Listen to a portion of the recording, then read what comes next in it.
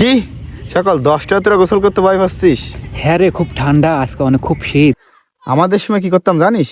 কি করতে? বোধ 4টার সময় গোসল করতাম, কেন অত করে গোসল করতে কেন?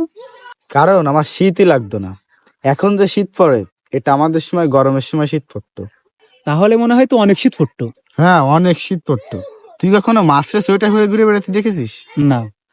আমি দেখেছি। তাহলে তাপমাত্রা কত পড়তো? সেটা তো মাপা যায়নি, কেন?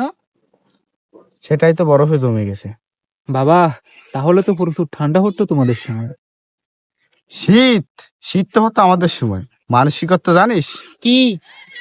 মানুষ আগে গেঞ্জি পরতো, তারপর শার্ট পরতো, তারপর সোয়েটার পরতো। আর আমি কি করতাম জানিস? কে? আমি আগে সোয়েটার পরতাম, তারপর শার্ট পরতাম, তারপর গেঞ্জি পরতাম। তুই কখন আইসল্যান্ড গেছিস? না। তুমি গিয়েছো? না। ধেৎ শালা ভন্ড, ঢপ দেওয়ার জায়গা হও না। কি করে? আর এখনকার ছেলে সব বোঝে না।